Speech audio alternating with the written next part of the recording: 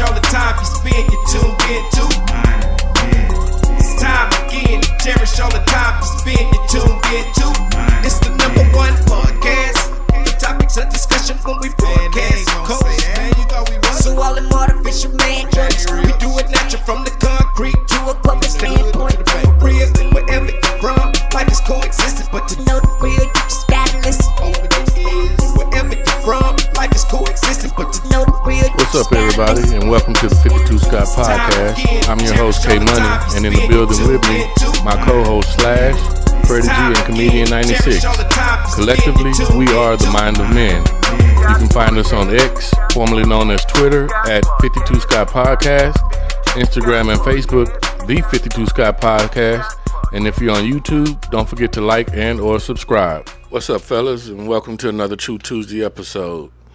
Man, today I thought we'd talk about our city, H-Town. If you haven't known or heard, last couple of weeks, there's been a viral video going around with Bow Wow and a fellow podcaster, Shannon Sharp, talking about how it's something different about H-Town. And, you know, we all have been born and raised here, and, you know, this is something that we were already aware of and felt that was pretty much a hidden secret, in my opinion. You know, even when I joined the military, I can remember just boasting and bragging about how live I thought H-Town was. And, you know, it was only until a couple of my Navy buddies actually visited the city and they saw what I already knew. Mm-hmm. Well, because this video has, like I said, gone viral, even before the video, actually, the city, you know, a lot of people had seemed to have been coming to H-Town for vacations, you know, and I just thought we'd talk about some of the things that we feel is what's drawing people to the city, as well as, you know, not just good, but some of the bad things that we also deal with to try to make sure that even though they're coming, we want to make sure that they lead this motherfucker. Right. You know what I'm saying? One of the things I feel that sets us apart, man, you know, I've been lucky enough to, when I was in the military, I was stationed in California for about 5 years. And I kind of always compared Cali to H-Town. And yeah. I thought that there was really no difference other than we were often thought of as being a slow city. You know, when people say Houston, they think of, you know, cowboys and shit of that, things of that nature. Mm-hmm. But it's a lot more, you know, we have a lot to offer here in H-Town, and I just thought we have opportunity to brag on our city right now, and like I say, just give our opinion on why we feel, you know, people are finally getting, you know, the message that, you know, Houston is thriving and is a hot city to come and get your party on in. Well, yeah. Speaking of parties, when I was younger, when I was clubbing, I don't club like that anymore. The one thing that always set us apart from any other city, even San Diego, like San Diego after hours, you can go to the club till 2, but after hours, usually at the hotels. It wasn't a real club you could go to. And if it was far few in between that you can go to after 2 p.m. Right. Houston has always had, and I've had the luxury to been to Oakland and San Francisco. They did, but those are the only cities that I know of. Atlanta, a lot of people that go to Atlanta, they say ain't nothing to do after 2, nothing. They'll tell you in a minute. We have the luxury of having after hours. There was places we could go till 6 a.m. in the morning. Mm-hmm. I know we had a place called the Living Room. That would go, I think, Frankenstein's. There's a lot of places. Pink Monkey. Yeah, there's a lot of places that we could go and party till 6 a.m. Mm-hmm. A lot of cities don't have that. That's one of our luxuries we have that a lot of cities didn't have. I think that would be beneficial for the younger generation. Right. Well, that's what I said when I was younger. Yeah. That was one thing I would always hear people that would come to Houston. They're like, man, you could party all day till the sun come up here. People would say that all the time about Houston. One thing I think that sets us apart, man, is our culture. Oh yeah. We've been trendsetters, I feel, in several markets. You know, the music market, you know, the screw genre, which was started here in H-Town, on to dancing. I just think, you know, our culture, food. Some of the slang that you hear being said, you know, it's all originated here in H-Town. And when people come here, and witness it firsthand, I think that's when the light bulb goes off, and they see that this is not what we imagine it to be. Because again, I think when people, just from the opinions I got when I was in the military, anytime I mentioned where I was from, and like I said, I would brag on it. The reactions, the responses I would get would be as if we were just an old country western, city. Yeah. But again, we were far from that. I guess that's kind of like when we think of Africa, you get a certain visualization of how and what you think Africa is if you've never been there. But right. I hear it's totally different, and it's actually more modernized than what a lot of people actually think. Mm-hmm. We also offer a lot of great restaurants here in H-Town. A lot. Yes. I think we're underrated when it comes to comparing, food with all these other major cities that's known for their food. I think the only thing that we're really known for here is barbecue. But it's a variety of cuisines that you can actually, Houston is very diverse. So you can imagine with it being diverse, we have a variety of restaurants that you can choose from or select. Other than just your standard, Americanized foods. So it's just plenty of things that this city offers, that as well as job opportunities. That was one of the main things I think people were starting to move to H-Town for, was because of the job opportunity and the job market. The job market, yeah. Now with that comes, traffic, which is one of the downfalls to living in Houston. Yeah. If you want to ask me. I'll tell you, it is. We have a couple of major highways that during rush hour and in the morning, you will deal with traffic depending on where you reside or choose to reside in Houston. But yeah, Right. So leave your house an hour early. Yeah, I can say this though. I remember I told you earlier I lived up in Oakland area, San Francisco. It was Vacaville, California, but it's like 30 minutes away. And we haven't got here. It could be 2, 3, 4 o'clock in the morning and on 85, and it is jam packed like it's 12, like it's 8 o'clock in the morning. Yeah. Always. Now we haven't got there yet. So if you trying to move here from in San Francisco, Oakland area, we don't have traffic like that 2, 3, 4 in the morning where you're sitting in traffic unless it was a bad accident. And of course that's anywhere. But other than that, it's just jam packed when it's rush hour, when we going to work, 8 a.m. 8 to 9, somewhere around there. Now, K Money, I'm gonna tell you how I knew that Houston was a trendy city.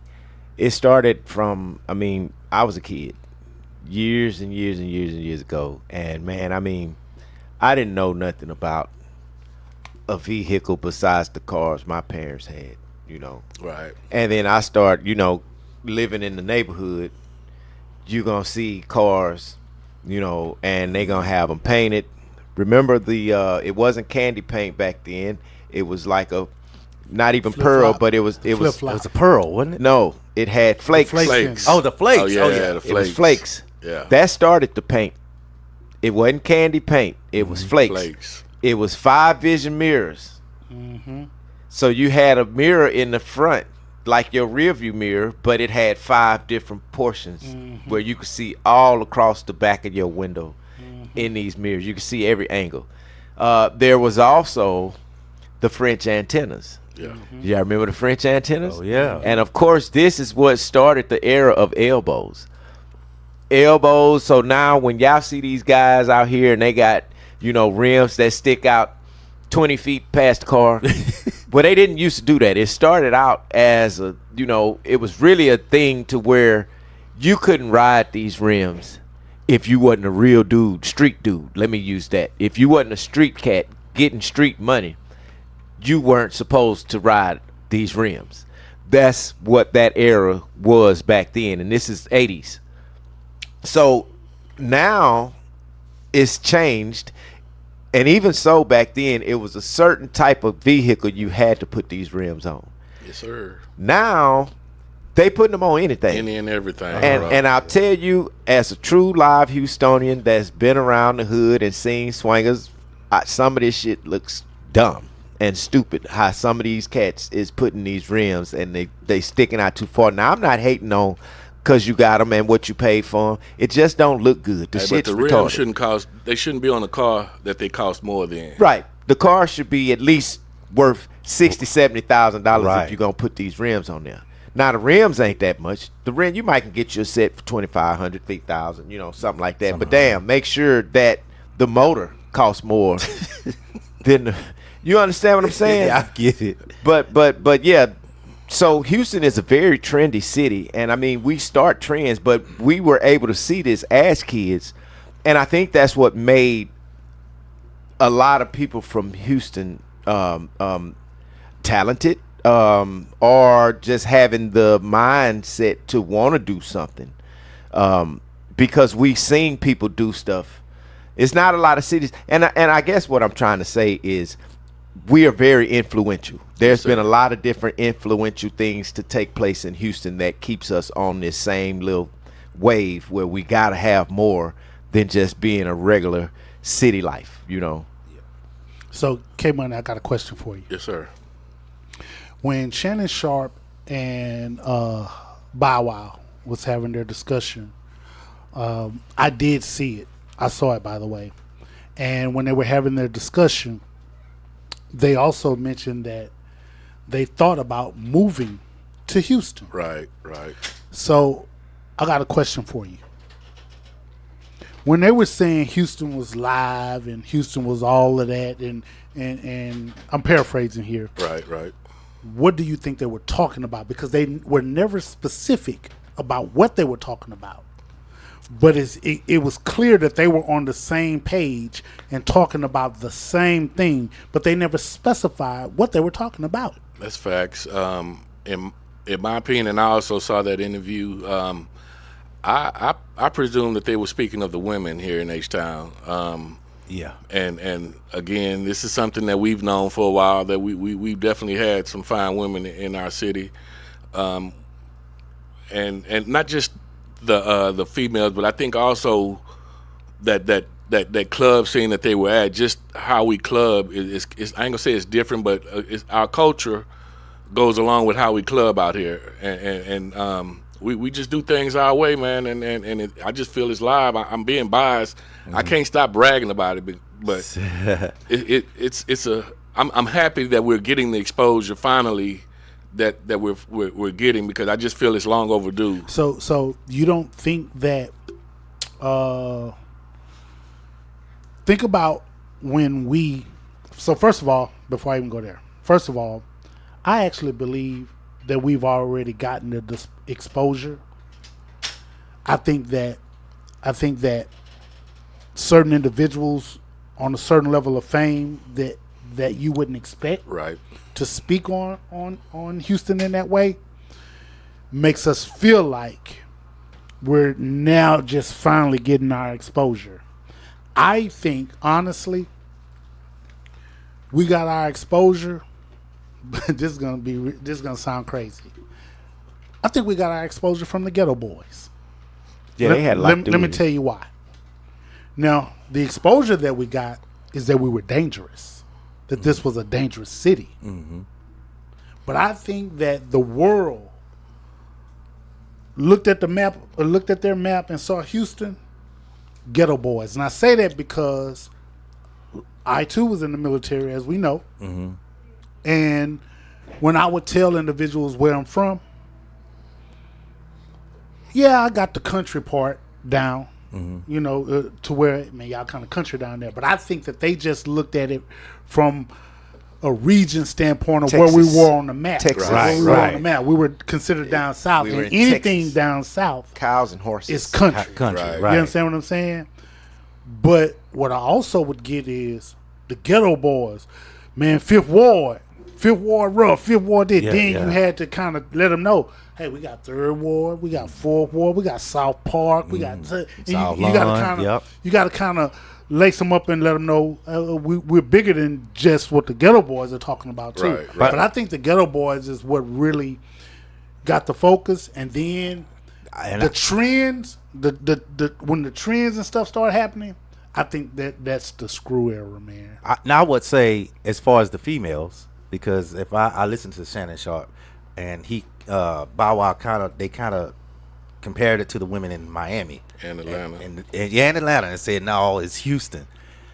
I would say every video after, from tipping on Fofo's on, relating to the women down here, those videos really got the women on as far as the type of women we have down here on the map.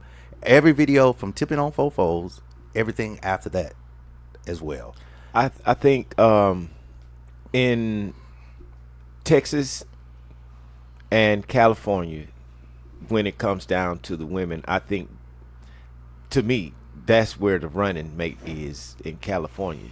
I don't know, man. I don't Florida know. isn't that I don't know strong. about that, man. Florida Yeah. isn't strong. And I'm finna say this too. Especially in LA. A lot of those people, the gorgeous, and of course we see Hollywood and all that Yeah. stuff.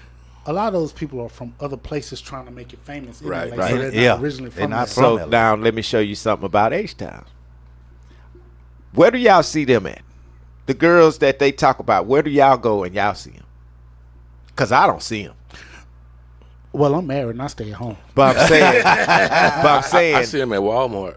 Yeah, see him at Walmart. You see them everywhere, you man. can probably see them at HEB. Yeah. yeah, I'm sure they be at H-Town. Now, they here, and I'm going to say that, they here. Then too, look at it this way too. The people who are giving Houston, we're speaking of Shannon Sharp and Bow Wow, right? Yeah. So we know that the money is up there, right? Right. So they're looking at different type of women too, Right. not just black women. Yeah. They're looking at white women. Yeah, because They're we looking at have Hispanic everything here. women. They're looking Yeah. at everything. And think about the caliber of women that they deal with, that they probably mess with too. You know, now it could be some on some stripper level type stuff. Who knows? Yeah. You know, but they're here. They here. That's true. Now to answer your question / you said you were asking where did they see him at? Yeah. And I'm assuming you the club. Now, certain places you go, they're there. But here's the catch. So many places you can go. Yeah. And they in every last one Every of them. last one. You can go to a different spot, and I like to try different places just to hang out. You know, maybe a Sunday during the daytime. You got your normal spot where you go and you're going to see people, you know, that you're probably familiar with, a certain side of town. But then when you go to a different place that you've never been before and you see this different group of women over there, you're like, well, wait a minute. So, man, just to be, my thing be, how can I leave this spot? When I leave here, where am I going to go and see something better? That's what I'm doing. I'll be on some, hey, okay, it's live over here. But if I leave here, when I go over here, what am I expecting to see over here? Because they here. Yeah, yeah. You know what I'm saying? They here, man. And Monday through Sunday, you know, it's something to do in the age. It's something, yep. Yeah, and that's another thing. You can literally, so for all you out-of-towners that plan on moving here to Houston, if you better have your good job if you like to do things, because you can literally go broke trying to go and party every night Every in day, Houston. yeah. There's something to do every day. Yep. Oh, also have a car. Oh, yeah. ain't no- Oh ain't my it? Yeah, goodness, have yeah. a car because you don't have Yeah. one. Well, you got Uber, but No, damn Uber. But damn Uber, Because yeah. Uber, you only going to go so far. Yeah. You got to have your own That's shit. one of Have the your own car. that's one of the downsides, downfalls It's of so living in huge. H-Town. It's spread. Yeah. Everything Yeah. is kind of spread out. Yeah. Yeah, but, and look at it too this way too. Think about the top 5 major cities, population wise, right? I don't think when you're looking at like New York, I don't think our traffic is nearly as bad as New York. No. Well, not to cut you. Yeah, I've been go there before. Mm-hmm. Traffic is trash. It's Yeah. horrible there. But the only reason it's horrible there is because everything is congested. Okay, but You know that's what I'm saying? that's what I'm saying though. That's what I'm saying. Our The traffic is not as bad. Our traffic is not as bad. Now it doesn't matter the reason why. I think our traffic is even worse That shit's because of a horrible. lot of construction that we got Our going shit on. horrible, man. We got a lot of construction going And on. always Everywhere. say begin with So construction. that I think that plays a part Yeah, in our it's- traffic being bad. But what I'm saying is like I think New York traffic is worse than Houston. I think California, LA traffic is worse than Houston. Definitely. And so I don't think you can get around no matter what city you're in, I don't think you can get around not being in the traffic. Yeah.